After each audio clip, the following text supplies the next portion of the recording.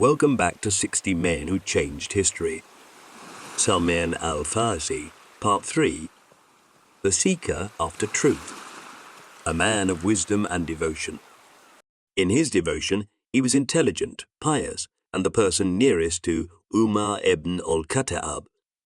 He once stayed with Abu Adada, who used to pray all night and fast all day. Salman blamed him for this excessive worship. One day, Salman wanted to stop him from the voluntary fast. Abu Adada asked him, "Would you prevent me from fasting for my Lord and from praying to him?" Salman replied, "No, your eyes have a claim upon you, your family has a claim upon you, so fast intermittently, then pray and sleep." Wisdom recognized by the Prophet.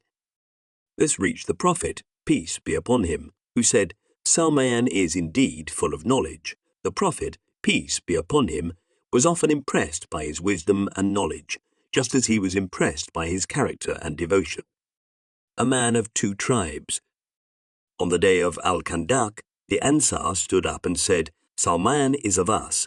The Muhajirun stood up also and said, "Salman is of us." The Prophet called to them, saying, "Salman is of us, O people of the house, Prophet's house." Luqman the wise. Indeed, he deserved this honor. Ali bin Abi Talib, may Allah be pleased with him, nicknamed him Luqman the wise. He was asked about this after his death. There was a man who was of the people of the house. Who among you is like Luqman the wise? He was a man of knowledge who absorbed all the scriptures of the people of the book. He was like a sea that was never exhausted. Honored by the companions. He was held in the minds of the companions with the highest regards and respect. During the caliphate of Umar, he came to Medina on a visit, and Umar accorded him what he had never accorded to anyone before. Umar assembled his companions and said, "Come, let us go out and welcome Salman." They received him at the border of Medina. A life of service and piety. Salman had lived with the Prophet, peace be upon him, ever since he met him and believed in him as a free Muslim and worshipped with him. He lived during the caliphate of Abu Bakr, Umar, and Uthman, in whose era he met his Lord. In most of these years, the banner of Islam spread everywhere, and the treasures of Islam were carried to Al-Medina in floods and distributed to the people in the form of regular allowance and salaries. The responsibilities of ruling increased on all fronts, as well as duties of holding official posts. So where do we see Salman in the time of splendor, plenty, and enjoyment? A humble craftsman. Do you see that humble man sitting there in the shade making baskets and utensils out of palm fronds? That is Salman. Take a good look at him. Look at his short garment, which is so short that it is only down to his knees. That was him in grand old age. His grant was 4,000 to 6,000 dirhams a year, but he distributed all of it, refusing to take a dirham of it. And he used to say, "I would buy palm fronds with 1 dirham to work on and then sell it for 3 dirhams. I retained 1 dirham of it as capital, spent 1 dirham on my family, and gave away 1 dirham, and if Umar bin al-Khattab prevented me from that, I would not stop." Simplicity from Persia. Whenever we heard about the piety of the companions, some used to think that it was based on the life of the Arabian Peninsula, where the Arabs find pleasure in simplicity, and here we are before a man from Persia, the land of pleasure, luxury, and civilization, and he was not of the poor, but of its upper class. Reluctant leader. How about him now refusing property, wealth, and enjoyment, and insisting that he live on 1 dirham a day from the work of his hands? How about his refusing leadership and position, except for something relating to jihad, and only if none but he was suitable for it, and it was forced upon him, and he accepted it weeping and shy?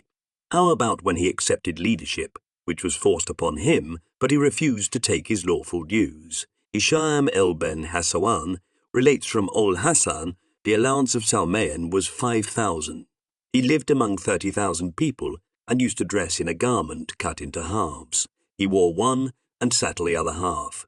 Whenever his allowance was due him, he distributed it to the needy and lived on the earnings of his hands. Ruling over Medina. During the days of his rule over the Medina area, he never changed his way. He had refused, as we have seen, to receive his salary as a ruler, but went on making baskets to earn his living. His dress was no more than a gown, resembling his old clothes in simplicity. One day, while on the road, he met a man arriving from Syria, carrying a load of figs and dates. The load was too heavy for him and made him weary. No sooner did the Syrian see the man in front of him, who appeared to be one of the common people and poor, than he thought of putting the load on his shoulders, and when he reached his destination, he would give him something for his labor. Humility in action. The Syrian said to him, "Relieve me of this load." He carried it, and they walked together. While on their way, they met a group of people. He greeted them, and they stood up in obeisance, replying, "And unto the governor be peace." "Who is the governor?" the Syrian asked himself. His surprise increased when he saw some of them rushing towards Salmaan to take the load off his shoulders. "Let us carry it, O governor." When the Syrian knew that he was the governor of Medina, he was astonished. Words of apology and regret poured out of his lips, and he went forward to grab the load. But Salmaan shook his head in refusal, saying, "No, not until I take you to your destination." The burden of leadership. He was asked one day, "What troubles you in the leadership?" He replied, "The pleasure of nurturing it and the bitterness of meaning." A friend of his came to him one day at his house and found him kneading dough. He asked him, "Where is your servant?" He replied, "We have sent her on an errand, and we hate to charge her with 2 duties. How big was the house built for Salmaan in Medina? To find out, please watch part 4